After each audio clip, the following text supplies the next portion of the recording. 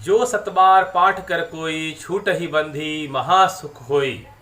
जय जय सिया राम, जय श्री राम। मित्रों, आज मैं आपको इसी सतबार पाठ करने का 108 बार पाठ करने का क्या उचित लाभ होता है और क्या इसकी अद्भुत फायदा है आपके घर में, आपको करने से क्या आपका जो है वो कायाकल्प हो जाएगा। कहते हैं हनुमान चालीसा पाठ में बहुत ही अद्भुत फायदा है। यह सब कोई जानता है, हर सनातनी जानता है, मगर क्या आपको पता है कि सतबार पाठ करने से क्या फायदा होता है। सतबार पाठ करने का तात्पर्य यह है कि 100 बार पाठ करना, एक दिन में लगातार 100 बार पाठ करना, उससे क्या फायदा होता है। तो सबसे पहले मैं आपको आज जो है वो 108 हनुमान चालीसा पाठ करने का क्या अद्भुत फायदा है वह बताऊंगा। देखिए, अगर आप अपने घर में 108 हनुमान चालीसा का पाठ करते हैं, खुद करते हैं या किसी ब्राह्मण के द्वारा करवाते हैं अपने घर में, या किसी ब्राह्मण का मतलब मैं हमेशा बोलता हूं कि आप किसी भी पंडित जी को या जाति से बोध इसको ना करें। मैं जाति से ब्राह्मण के बारे में कभी नहीं कहता। ब्राह्मण यानी ब्रह्म का ज्ञानी, ब्राह्मण यानी क्रोध और बेईमानी, छल कपट सबसे दूर, शास्त्रों का अध्ययन करने वाला, उसे ही ब्राह्मण हम कहते हैं। तो आप भी वो कर सकते हैं और आप भी ब्राह्मण हैं अगर आप सात्विकता को रखते हैं, सात्विकता रखते हैं और आप जो है शास्त्र का ज्ञान आप अर्जित कर रहे हैं या अर्जित कर चुके हैं, तो आप भी ब्राह्मण हैं। मैं यही मानता हूँ, शास्त्र यही मानता है। तो आप 108 हनुमान चालीसा पाठ अगर करते हैं तो क्या अद्भुत फायदा है, यह आपको अवश्य समझ में आएगा। सबसे पहले आप सुने 108 हनुमान चालीसा पाठ करने से क्या क्या लाभ हो सकता है, आपके घर में क्या दिक्कत है जो उसका समाधान हो सकता है। तो अगर आपके घर में किसी तरह की बुरी छाया, कहने का तात्पर्य कि अगर काली विद्या हो, भूत प्रेत की साया हो, या आपके घर में हमेशा किसी तरह का क्लेश बना हुआ रहता हो, हमेशा लड़ाई झगड़ा घर में बना हुआ रहता हो, या आपके किसी भी सगा संबंधी घर में माता पिता भाई बहन या आप खुद भी हमेशा तकलीफ में रहते हो, आपकी तबीयत हमेशा खराब रहता है, या फिर शनि दोष है आप पे, या आपके घर में कोई भी काम आप कर रहे हैं वो सफल नहीं हो पा रहा है, हमेशा किसी ना किसी कारण से रुक जा रहा है या बीच में ही छूट जा रहा है।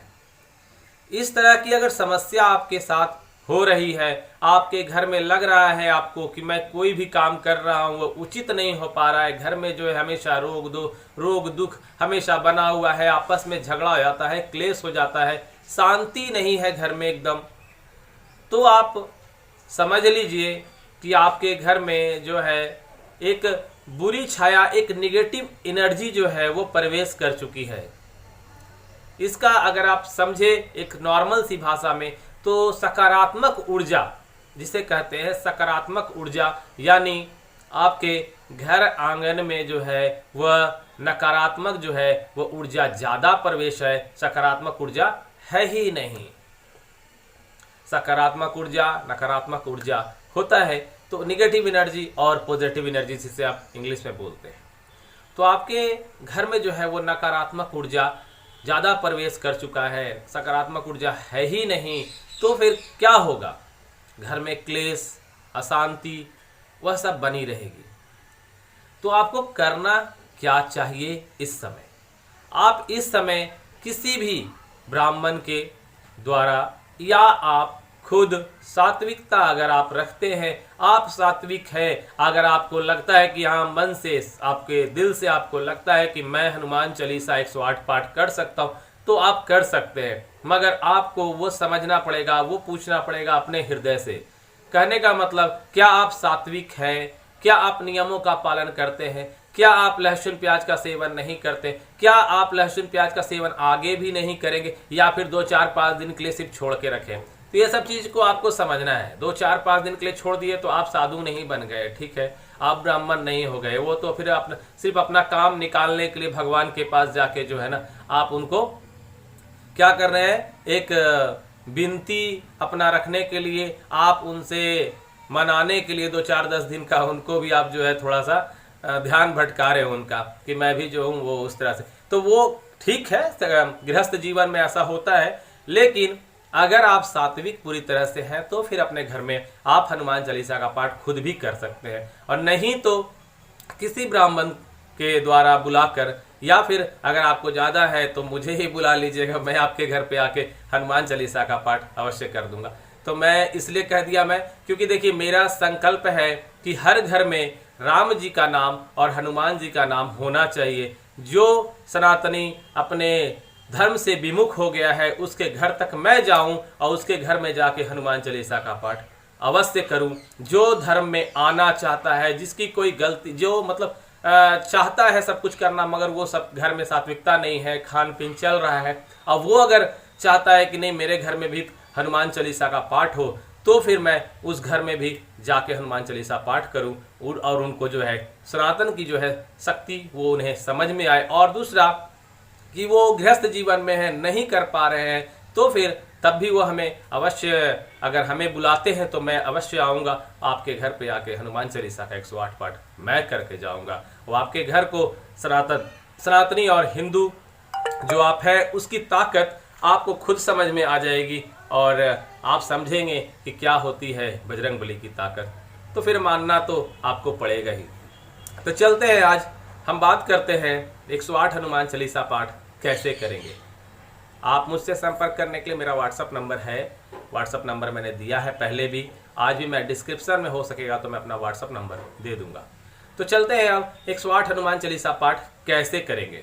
तो 108 हनुमान चालीसा पाठ करने के लिए आपको एक संकल्प लेना होगा। एक दिन पहले, आप एक दिन पहले, जैसे मंगलवार को हनुमान चालीसा पाठ करना है तो सोमवार को ही आपको संकल्प लेना होगा, और सोमवार को सूर्य अर्घ देने के बाद आप कहेंगे कि मैं जो हो वो पूजा पाठ करने के बाद बजरंगबली का, और आप कहेंगे कि मैं अपने घर पे हनुमान जी का पाठ करने जा रहा हूं कल, और उसमें हे भगवान मेरा साथ दीजिएगा। एक दिन पहले आप संकल्प करें।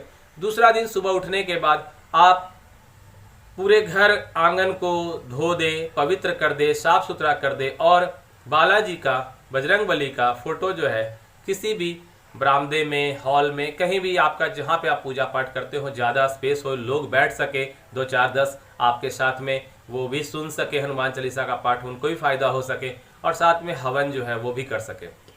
इसलिए बड़ा स्पेस में अगर है वहाँ पे ज़्यादा अच्छा रहता है।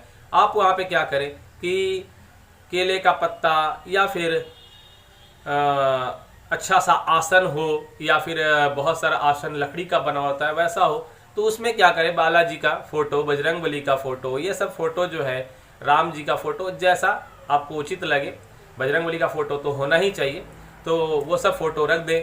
108 दिया आप रख सकते हैं अपने घर पे। अगर किसी ब्राह्मण के थ्रू करवाते हैं, या अगर आप करना चाहते हैं इस तरह से तो कर सकते हैं। मैं आपको नियम जो है वो पूरा जो डिटेल अच्छी तरह से है वो बता देता हूँ।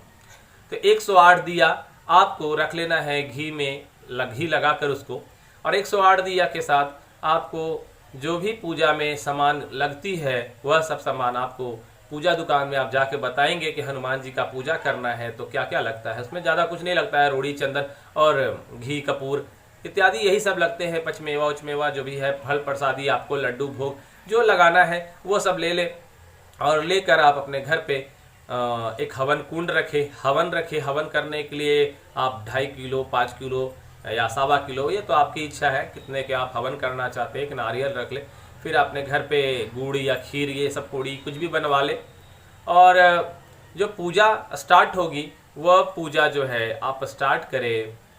जैसे सुबह का अगर आप बेला में स्टार्ट करते हैं, या फिर 10 बजे स्टार्ट करते हैं, 11 बजे, देखिए स्टार्ट पूजा करने का कोई समय नहीं होता है मेरे हिसाब से। पूजा जो है 24 घंटा कर सकते हैं भगवान को, क्योंकि भगवान कभी विलुप्त होते ही नहीं, भगवान तो हर जगह है, हर कण कण में है। बस रात में क्या होता है कि हम लोग जैसे सोते हैं तो सोचते हैं भगवान को भी आराम करने दो। ये सब जो है अपने हिसाब से बनाया गया है। आप अमेरिका में होंगे तो आपको तो बाई चांस आप अमेरिका में है तब तो आपको वहाँ यहाँ रात होगी, वहाँ दिन, तो वहाँ दिन में भी तो पूजा कर सकते हैं ना आप। वहां तो दिन में आप पूजा करेंगे, यहाँ रात रहेगी तो यहाँ लोग सो रहे हो, वहां के लिए तो भगवान जागे हैं ना।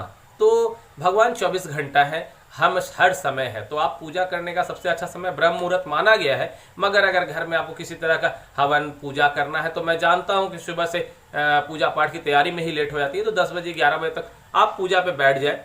दोपहर से पहले, मेरा कहने का मतलब है 9 बजे तक, 8 बजे तक बैठ जाए आप।